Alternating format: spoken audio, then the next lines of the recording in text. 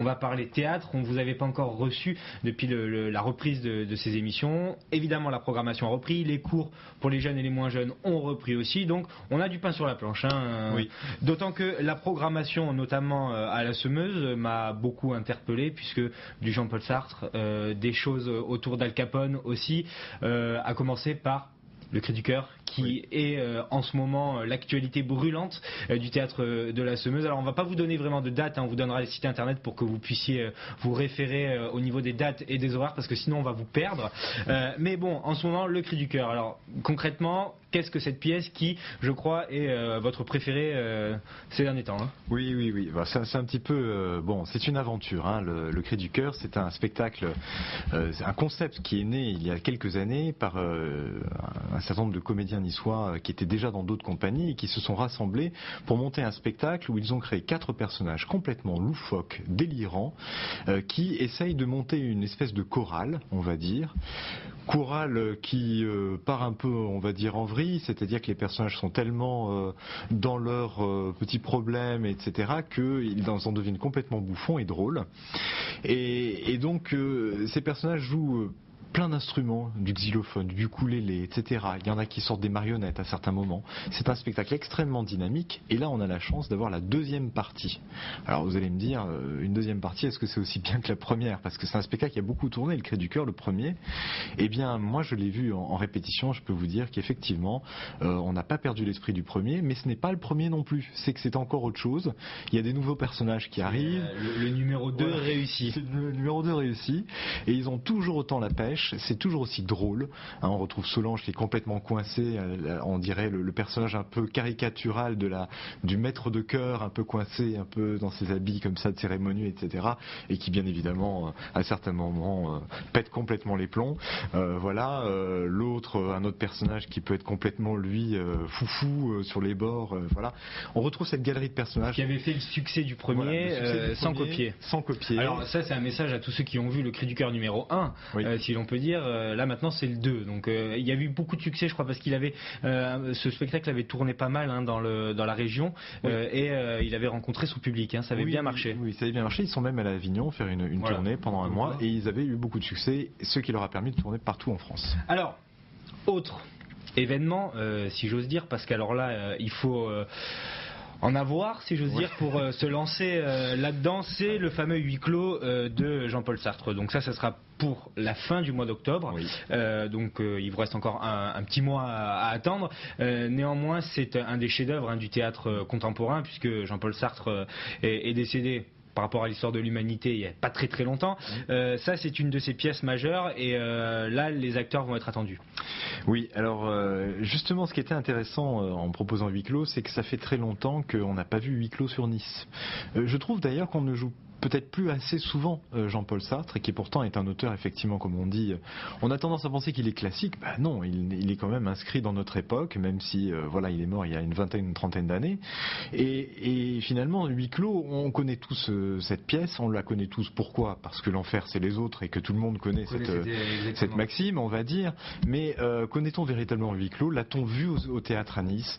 On l'a pas vu depuis longtemps. Donc voilà. Rapidement, on peut rappeler le thème de cette pièce. Alors c'est 3 personnes qui sont mortes, et qui se retrouvent enfermées au même endroit, donc d'où le huis clos, et qui vont devoir communiquer, si j'ose dire. Donc là, en plus, on reconnaît vraiment la patte de Sartre, qu'on l'aime ou qu'on l'aime pas. Moi, je suis pas très fan de Sartre, mais je reconnais que là, dans cette pièce, il y a vraiment quelque chose qui se passe, entre les gens. Il y a un message, comme d'habitude avec lui, et c'est bruyant, tout simplement. Oui, parce que c'est un message, à mon avis, qui est très accessible pour tout le monde. Et effectivement, c'est la relation à l'autre, et surtout dans une pièce confinée, effectivement. Et combien de situations on peut avoir là.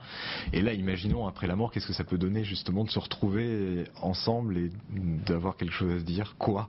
Alors c'est un spectacle vivant qui tranche un peu avec Le Cri du Cœur. Donc à chaque fois, que ce soit à la Providence ou à la Semeuse, on passe d'un univers burlesque à un univers classique, ou à des concerts, comme ça va être le cas avec Benoît et la Lune qu'on avait reçu.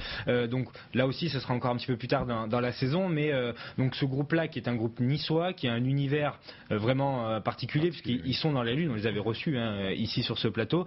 C'est une grande orientation encore pour cette année que de proposer de l'éclectisme comme ça. Voilà, je crois que le maître mot c'est l'éclectisme. Alors après on trouve quand même des courants de fond. C'est vrai qu'à la Semeuse, au théâtre en particulier, on a quand même une orientation assez claire sur le théâtre contemporain. On est sur l'écriture contemporaine ou sur la création contemporaine, mais en gardant un esprit populaire, en essayant de trouver des pièces qui soient capables de plaire au plus grand nombre, sans tomber dans le populisme non plus, parce que c'est pas notre but. On va pas faire rire gratuitement, etc. Si on fait rire, on va le faire justement en se disant bon, mais qu'est-ce qu'il y a derrière, voilà.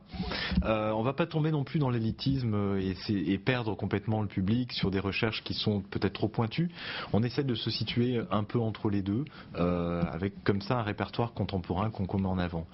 Et à la Providence, mais on le verra plus tard. La Providence, on va garder ça pour la deuxième partie, parce que je voudrais encore évoquer deux événements avant qu'on laisse passer le reportage. Tout d'abord, cette pièce autour, j'allais dire d'Al Pacino, mais pas du tout, c'est Al Capone.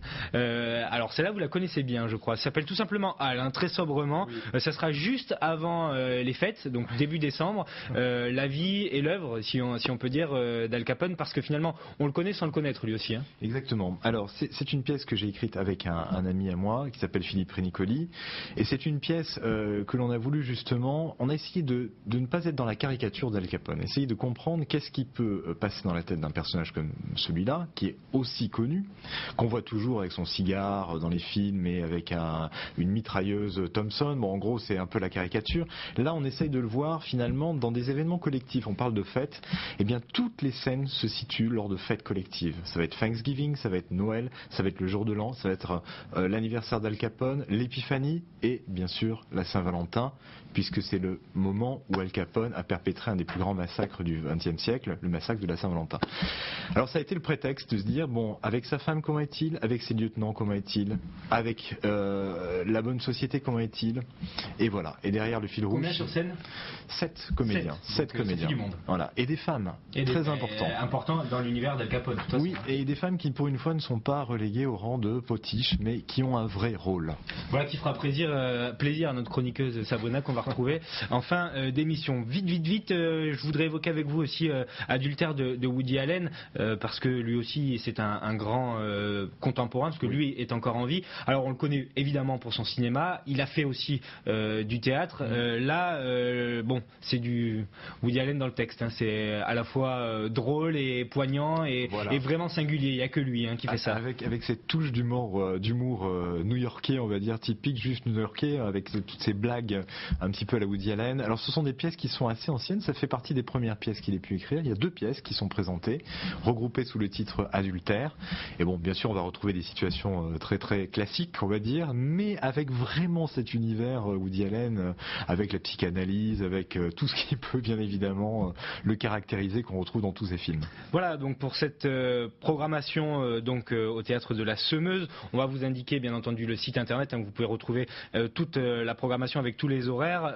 Nous revoilà sur le plateau dont on va vous réveiller pour parler théâtre, spectacle vivant. Et alors là, le centre culturel de la Providence a une orientation un petit peu différente, puisque c'est la particularité de celui aussi par rapport au théâtre, c'est qu'il y a beaucoup d'expositions. On est dans ce qu'on peut qualifier de centre culturel, puisque c'est le nom aussi du lieu. Alors déjà, quelles sont les grandes lignes de programmation et de choses que vous voulez montrer au public dans ce lieu?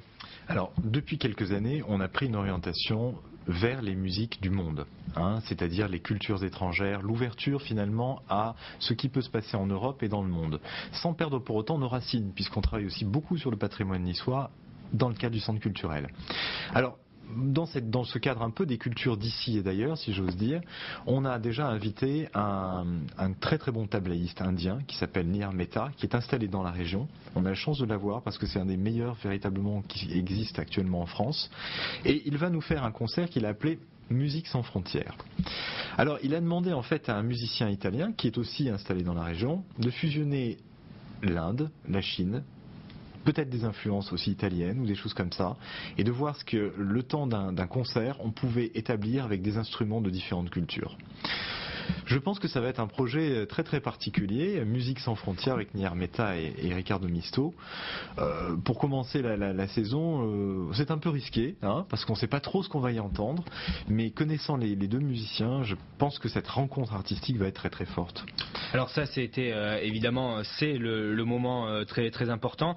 Alors quand vous parlez de musique du monde, c'est vrai qu'il suffit de parcourir un petit peu la programmation. Alors on a de la musique française, on a de la musique bolivienne aussi, j'ai vu.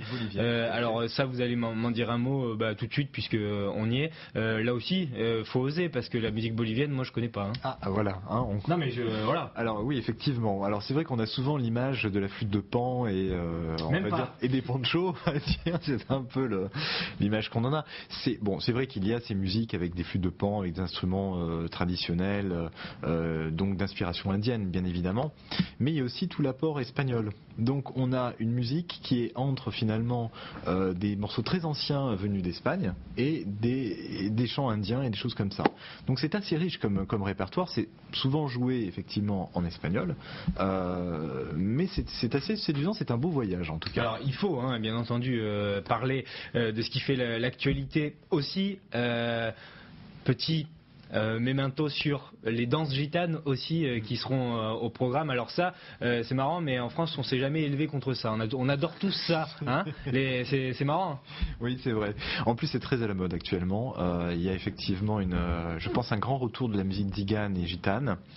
Et là, j'ai la chance d'avoir Shuniata qui vient et qui est une danseuse qui est d'origine marocaine et gitane. Elle a la double influence.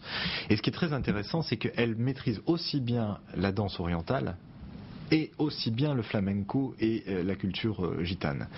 Donc dans la soirée, je pense qu'elle va donner libre cours à ces deux influences, accompagnée par un guitariste.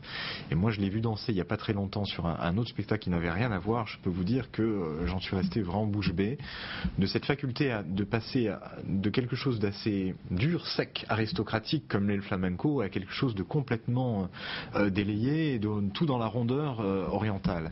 Donc je pense que ça va être un moment très très intéressant. Alors là, c'est pareil, on va pas tout évoquer parce que il y aura bien entendu, enfin non pas bien entendu, mais vous pourrez écouter du Rick Satie aussi dans la programmation. Là, la meilleure solution, c'est d'aller encore une fois sur le site internet et puis de consulter toute cette programmation. N'hésitez pas, il y en a vraiment pour tous les goûts, que ce soit donc de la musique bolivienne ou de la musique tzigane ou de la musique du monde, de la musique française.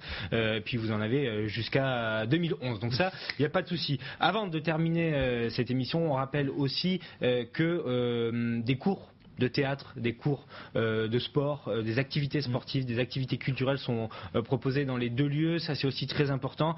Amenez vos enfants à la culture et aux activités sportives. On peut tout faire dans les deux, au théâtre de la Semeuse et au centre culturel. Tout à fait. On a bien sûr des cours de théâtre pour les enfants jusqu'aux adultes. On a des cours même d'éveil maintenant de théâtre. Pareil, on a des cours de musique, du clavecin, du piano, de la guitare, de la batterie cette année, c'est la nouveauté, des cours d'orchestre, etc. On a aussi beaucoup de choses en art plastique, qu'il s'agisse du dessin pour les enfants ou les adultes, la céramique, la sculpture, le manga. Qu'on a lancé cette année et qu'on espère qu'il va plaire et fonctionner. Et puis on a beaucoup de danse aussi. Cette année, on s'est ouvert hip-hop, on a jazz contemporain, flamenco, danse orientale, que sais-je encore, il y en a tellement. Alors, tout ça, vaut mieux s'adresser à la Semeuse, à la Providence. Quel chemin faut-il prendre ? Le mieux, c'est de s'adresser au secrétariat de la Semeuse, qui se trouve 2 montées Auguste Kerle dans le Vieux-Nice. C'est le meilleur endroit pour avoir tous les renseignements. Il est tout le temps ouvert de 9h à midi et de 14h à 19h. C'est vraiment la grosse base de données. Alors un mot aussi sur l'importance pour la future génération que de s'éveiller au sport pour la santé et à la culture pour le cerveau. Vous sentez que ça fait effet chez les jeunes ? Oui. Bon, nous, c'est vrai qu'on a une longue tradition. Ça fait plus de 100 ans qu'on existe et on est cette association d'éducation populaire dans le Vieux-Nice et on voit des enfants ou des jeunes qu'on retrouve des années plus tard qui ont un métier, qui sont peut-être parfois, certains ont suivi un cursus artistique. Moi, par exemple, j'ai d'anciens élèves qui sont aujourd'hui au cours Florent, etc. Et on est toujours heureux de les retrouver dans cette grande famille qui est la Semeuse parce qu'ils reviennent toujours nous voir en nous disant merci. Et voilà, donc ça veut dire que quelque part on doit faire un petit peu notre travail. Ben oui, tout à fait. Et puis on en